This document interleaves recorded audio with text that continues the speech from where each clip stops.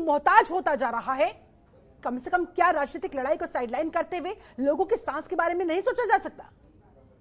निश्चित बात है, कोई दो राय नहीं इसके बारे में, और सिक्के के दो पहलू होते हैं। मैं दोनों पहलुओं को इस चर्चा में आगे लेके आना चाहूंगा। पहली बात, अभी आम आदमी पार्टी के जो प्रवक्ता थे, सम्मानित प्रवक्ता, उन्होंने बात बोली विरासत की, लेगेसी की बात करी कि देखिए लेगेसी में क्या मिला। जनाब, लेगेसी में, विरासत में तो बहुत कुछ और भी मिला। तो ऐसे तो हम अब देख रहे हैं उत्तर प्रदेश में कई कामों पे वहां पर अभी सियासी रोटियां सेकी जा रही हैं। अभी चुनाव अभी थोड़े वक्त दूर है और वहां पर अभी तक वो श्रेय लेने की होड़ चल रही है इस समय कि वहां पर कि कोई भाजपा वाले बोल रहे हैं कि एक्सप्रेसवे हमने बनाया, समाजवादी पार्टी अपना दावा ठोक रहे हैं। तो ये कहना कि ये सिर्फ विरासत में मिला है, यहां पर जनता ने जो प्रचंड बहुमत आपको दिया है, दिल्ली देश की राजधानी है और यहां पर अगर प्रचंड बहुमत आपको मिला है तो जिम्मेदारी भी आपको अपनी निभानी पड़ेगी, दायित्व लेना पड़ेगा अपने कंधों पर।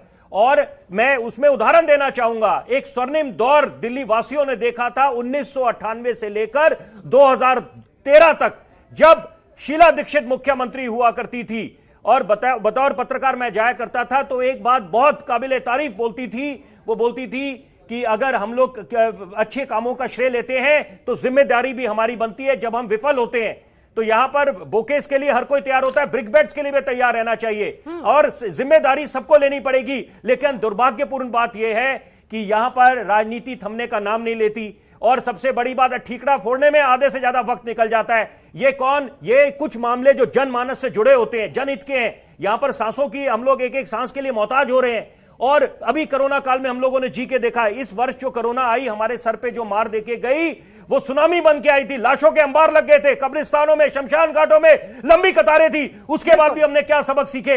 यहां पर कम से कम कुछ मामले एक जनता की अपेक्षा करती है। आप सब लोगों को, नेताओं को, चाहे भाजपा के हो, समाजवादी पार्टी के हो, बसपा के हो, कांग्रेस के हो, आपसे अपेक्षा करी जाती है आप रोल मॉडल बन के उभरे, आप उसकी जिम्मेदारी लें। आज जो ये चादर, ये जो स्मॉग की चादर बनी हुई है, हमने कोरोना में देखा कि लंग्स पे, फेफड़ों पे असर हुआ इसका, और क्या प्राण वायु के लिए किल्लत मची हुई थी, हाहाकार मची हुई थी उस समय। और उसके बाद हमने क्या सबक सीखा?